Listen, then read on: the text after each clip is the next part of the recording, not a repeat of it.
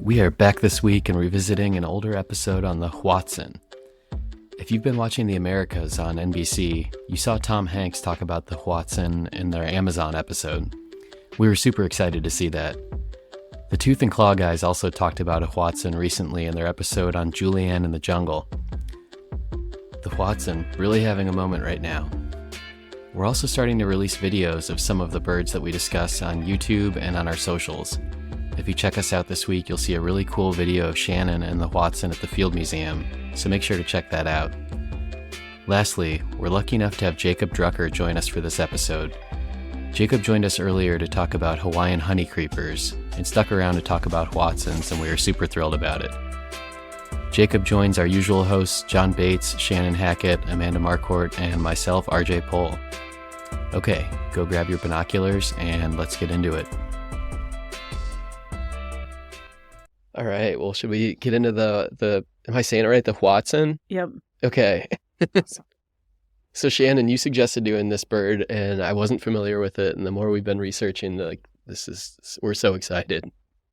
Hoatzin is one of the most interesting birds. I know I said that about Balaniceps, the shoebill, too, but I think Hoatzin... I think you've said that about 5 or 6 things. Yeah, okay, that's true. They're all exciting. Yeah. So I wanted to always put in these podcast things that nobody's ever heard of for the most part. And Hoatzin is one of those birds that's really most people don't know about. And if they did, they'd be completely and utterly fascinated by it. People, when they see it, and this is true when you're showing them in the collections too, they think it's Archaeopteryx or an Archaeopteryx relative because the bird is so bizarre looking. It's kind of a squat little chubby thing with a tiny head that has this giant red crest out the back of it and blue skin on its face. Mm-hmm. It looks like a dinosaur. It does. Its face. It looks exactly like a dinosaur, which is why people think it's Archaeopteryx, or that Archaeopteryx looked like that. And a lot of renditions of Archaeopteryx are very similar to what Hoatzin looks like. But it lives in the New World tropics and over water. And one of the reasons why it's so interesting and fascinating is that its babies have claws on the wing to help them climb around the trees and not fall in the water. So that's another thing that makes it look prehistoric too. Archaeopteryx had claws, and this thing these babies have claws. So they're cool from the start. And they only get cooler after that because their position in the tree of life is tortured. And in fact, even genomically, we still do not have very strong support for where they go. I had to make a list. They've gone in the tree of life with almost everything that you can think of. They've been with tinamous, pheasants, rails, bustards, seriamus, sandgrouse, doves, turacos, and other cuckoos, shorebirds, cranes. And the reality is that they might be with shorebirds and cranes, but the data are only weakly suggest that. So it's kind of a true enigma in every sense of the word. It looks like itself and like absolutely nothing else. You're going to look at that bird, you're not going to have any idea what it's related to. So it's just so bizarre. And it also, as I dominate the conversation, it also eats leaves for the most part. Its vast diet is made of leaves. So it basically is a ruminant, just like cows are. It's basically a small cow. And are there any other birds that are like that? Or is that strictly like... Not in the same way. Okay. And the singularity of it's just amazing because there's just this one species that's not closely related to basically anything else. Yeah, it's tens of millions of years old as a group. So it's not... it's very old. At when all of the families of birds kind of came into being, the Hoatzin did too. And it didn't come in with anything else, not obviously with anything else. It's kind of on its own as we try to figure out the bird tree of life. But yeah, imagine that. There's a bird that's a ruminant. So it has a crop that's full of bacteria that are found there and almost nowhere else, and an incredible range of bacteria. That microbiome of that bird has been looked at, and there are 1,400 what are called OTUs, or operational taxonomic units. That's different variants that could be species of bacteria, which is 3 to 4 times more than most vertebrates would have, of which 96% can't be identified to a described bacteria. Oh, wow. So it is on its own and that varies with the age. There's this really cool study done where they looked at the microbiome of birds at varying stages of development too, and there's a lot of variance as the birds grow. So you can't, humans don't do this. We're not very good at getting stuff out of plants. Leaves are a tough thing to actually get nutrients out of, and if you're going to only eat that, you got to be like a cow. You have to develop a system so they have a crop, and I don't think they make crop milk, but they have a whole host of bacteria. I think of it like a witch's brew in Macbeth that is happening inside of that bird's.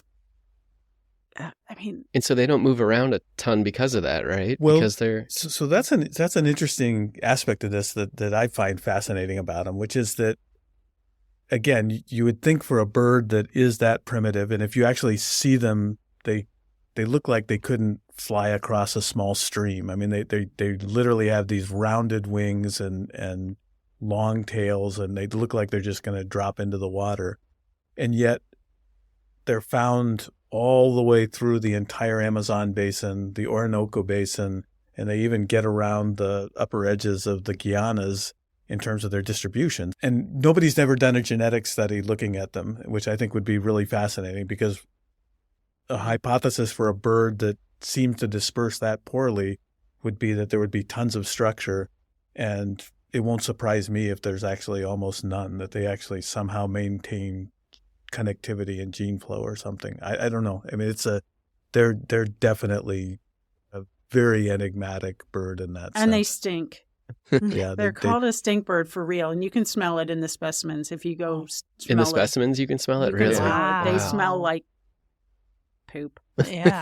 And that's because of their digestive system. And they really do smell. Even if they've been in the collection for decades, they smell. Oh, Have you wow. seen one live? I have, yeah. Really? Did you Yeah. smell it? I was too far away. Or maybe I was too smelly that it overpowered the Yeah, humans at that point That's can impressive. proceed. The Hoatzins, like, did you see that, Jacob? Yeah. Yeah, they live Smell like in it. places that are generally hot and sweaty for people. Yep. Um, Definitely. yeah. So their habitat is completely along low-lying rivers, river edge, very hot. I was going to say, we've prepped specimens of them, and they definitely smell. They also have things like they've got one of the largest avian feather lice that anybody knows of. It's this thing called Lembothrion, which is a lot of feather lice. You have to get a hand lens out to be able to make sure that they're actually lice. And these Lembothrion are about the size of a middle-sized ant, so they're really big, and they're only found on Hoatzins. Wow. Yeah, the species. Yeah. Crazy. So I mean, they're fascinating. Yeah. The vocalization of them is. I'm trying to think how I would even describe it. It's like somebody choking to death or something. Really? Yeah, just kind of. Yeah, they're weird in every conceivable way. John, you've seen them in the wild? Yeah. Yeah. They're I mean, again, Yeah. they're not. You get on major river courses in Amazonia, and you get into the edges over water, as Shannon was saying, and they're not uncommon. Wow. And so they're just incredible birds. So do you have to go out on trees to capture them? Do they get into mist nets, or you have to shoot them? Oops. Are we allowed to do that? You collect them with a shotgun. Okay. Yeah, that's an interesting project. And do the chicks swim? They I do. saw They some- swim so really they- well. Yeah. So they so- in addition to having these claws, apparently they do They climb back really up the well. trees with their claws, so when they fall in the Uh-huh. water, they can get back up. And my guess is, And there's videos of that. It's adorable. right, if the adults go into the water, they could actually get themselves moving along pretty well too. Oh, you yeah? think so? Yeah, You don't think they'd drown? I'm not so sure they could get themselves out of water. They can't fly from the water. They can probably, I would maybe guess that they could kind of foist themselves through the water to something to latch on. It wouldn't be elegant. No. it wouldn't be elegant, but it would be like, and there've been some interesting, like there was a, I can't remember where I saw this video, but it was of one of the big frog mouths landing in the water and then actually getting itself out. And I think we don't necessarily appreciate what some of these birds are capable of doing once they get in the water. And I think if you've evolved like they have to live over water, and they're incredibly consistent in that perspective. So like there are other birds that live along rivers in South America. So greater anis, which are these big black cuckoos, they live along the water. But they also go through these really strange, poorly understood movements where they'll travel through terra firma forests, so upland forests. But a Hoatzin, I don't think, would ever do that. So their entire world is they're almost like fish, where they're moving up and down the river drainages. But they clearly are, because they have such a big distribution. Yeah. So if you looked at their wings, you wouldn't guess they could do that. But when you look at a lot of rails who are on all of these oceanic islands, and you look at their wings, and you're just, how on earth, how is it doing that? It doesn't seem at all like it has the kind of wings that should get them out there, but they're there all the time. So much extinction of rails on islands with these little tiny rounded wings. Do the Hoatzin adults have the claws on their wings, or No. they lose them when They lose them. Okay. Yeah, they have to use other means to climb up a tree. Oh, yeah. They can fly, I suppose. But so Hoatzins are just full of questions that lead to more questions. Yeah, An elusive search for an answer, especially in the Tree of Life. It's been a really interesting thing to watch people want to solve that problem, desperately want to solve that, go out trying to solve that. And you can get in fact, we've gotten all the data, the whole entire genomes. Don't solve with any confidence where Hoatzins go in the Tree of Life. And there are a few other birds out there that eat plants. Like there's this group of birds in South America called plant cutters, which do that. But again, I don't think there's anything that has the degree of adaptation. I mean, at some level, geese are plant eaters too. They're grazers, and so they have to digest cellulose and things. But Hoatzins take it to another level. So this is a really dumb question, and I don't know, like you might laugh, but are they like a link back to dinosaurs? I mean, I like to describe it as yes and no, and that's committal. Well, I mean, it's what the term is an atavism, right? So and there's some neat things in developmental biology which have been shown using chick embryos, where they've done things like if you take a chick embryo and you keep the parietal bones from growing together, you get a reptilian snout as opposed to a bill. And if you keep the radius and ulna from growing together in chick embryos, you get all the carpal bones in a wrist that you would get in a lizard. Oh, wow. And so what's probably happening here is you've got the expression of something that is actually in the genes of birds that's been turned off from their reptilian history, but it's still embedded in the billions of base pairs of DNA that they have in ways that can potentially get turned on if it's selected for and shows up as a mutation. It gets the process, and so. Do they use that facial skin? Is it part of the display? What do they do with it? Nothing?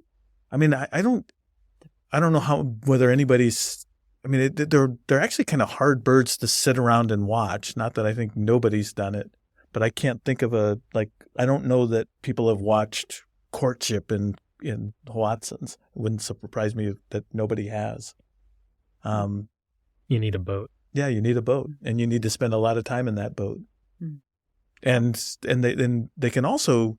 It's funny because they're not inconspicuous, but at the same time, that vegetation is often pretty dense, and so they can kind of squirrel off into the branches and you can't see them suddenly. And so I don't know. I've got the feeling that the behavior is not all that well studied.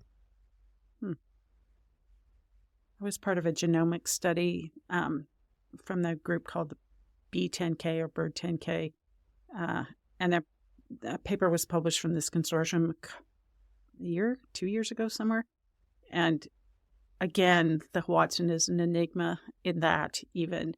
And it was so interested, a reporter, his name is Ben Crair, he wrote a piece on the Hoatzin for New Yorker magazine that came out in July of 2022. And so if anybody wants to know more or wants to hear all of us express our confusion and bemusement at one of the most interesting birds in the world, you'll find it over and over and over and over in that piece that everybody's like, yeah, I don't know. We can't figure this out. I don't know. Yeah. But everybody's fascinated by this bird. Yeah. They are birds, right? We know that. We know that. We do know that. Okay. So the first branch of birds are the ducks and geese and things like that. Well, the first branch are the ratites, the ostriches. And then once you get into a group called Neoaves, the rest of birds, we have ducks and chickens. And then after that, there was a massive radiation of lineages of birds whose relationships are pretty tricky to resolve. And so that happens when you get bursts of diversification over very short periods of time, a very long time ago. That's a really hard problem for any set of characteristics to try to resolve. And Hoatzin is part of that. And it's not amenable to a lot of data. There's going to be something else maybe, but otherwise it's going to stay fairly enigmatic for... Would you say that's the KT boundary? Oh, geez. Which is the extinction that led to the demise of the dinosaurs. Oh.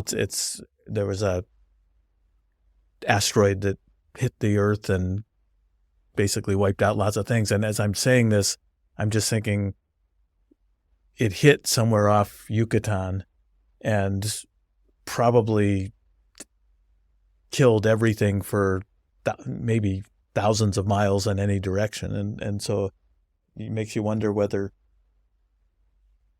one of the reasons why Hoatzins were allowed to sort of evolve was because they died. Yeah. So it's maybe an they're interesting a post. Thing. I mean, there's a lot of... That's my hypothesis, and I'm sticking there with is it. debate about when, modern birds kind of came with respect to that big mass extinction event. A lot of the early work using DNA and other molecular data suggested, and we date that with a molecular clock, just like your clock ticks, mutations tick, and in theory we can count those mutations ticking and go back in time and figure out when these two things last shared a common ancestor.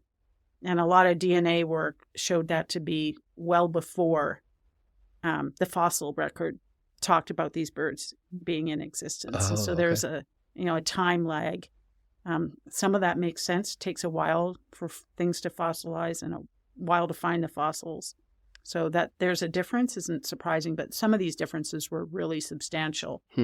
And so the idea that many birds pre-existed this dinosaur extinction event, I don't think that's really the case, but they certainly, a lot of them came into being at roughly the same time. Oh. Okay. All right. Well, I think we're getting close on time. So we got one mailbag question, then we'll wrap it up.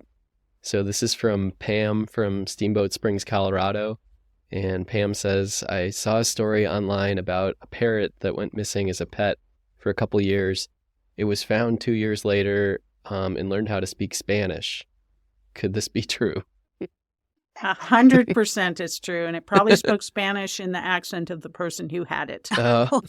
Almost certainly. And we'll bring on another one of our students. His name is Taylor, studies parrots. And parrots are bizarre, and people have done really bizarre things to parrots, too. You think pigeons are weird? Parrots are weird, too.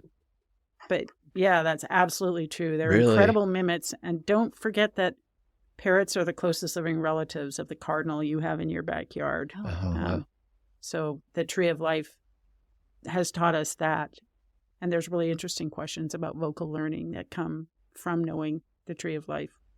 It'd be awesome to do a full episode on that. It would, and mimicry is a really fascinating thing across birds. And again, as Shannon's saying, parrots are very good at mimicking, particularly, not particularly, but human voices. And so they would pick up accents. In context, too. It's like they're not just saying random things. I used to look after, there was a bird researcher at Louisiana State University, and I used to look after his house when he would go away, and he had a parrot, an African gray parrot. And he also had someone who helped him clean his house, and her name was Consuela. And if you knocked on the door, the bird would say, Consuela, like saying hello to Consuela. And after I looked after that place for a while, it started speaking things in my voice, and it was completely and utterly freaky, and I did not like it because I don't like my own voice kind of in general. But it was so weird to hear words coming out of this bird's mouth that sound just like you. Oh my and gosh. He, when Consuela would come, John O'Neill would go, and he had a Volkswagen, and the bird would mimic the sound of his Volkswagen. So after Consuela came in, the bird would mimic a Volkswagen, which has a very characteristic sound, a little VW bug. And the bird would mimic the sound as he left. So, oh my gosh. Yeah, they're super interesting. Their brains are really interesting. Vocal learning is really interesting. And the idea that they're doing it in context is really fascinating. That's crazy that they do it in context. Like, I always knew that they learned words and things like that, but to be able to place it in context, that's fascinating. We can talk about Alex, which is this African gray parrot that was a research subject of a behavioral researcher for 50 years or so, and probably and knew over 1,000 words, I think. Oh my gosh! So very cool. So yes, if you get a parrot, you can expect it to learn Spanish. Some parrots, not all parrots. Yeah, if you get an African gray parrot, you can expect it to. Budgie is not going to ever talk in your own voice. Okay. Awesome. All right. Well, John, do you want to close it out? Oh, let's see. Parrots. No, Hoatzins. Oh yeah. So Hoatzins. Yeah. Go to the jungles of South America and take a chance to see one. Take a boat ride up the Amazon and hold your nose. Yeah, and hold your nose and get ready to sweat. They're absolutely wonderful birds. Cool. We did it. Good work, everybody. We did it. Yeah.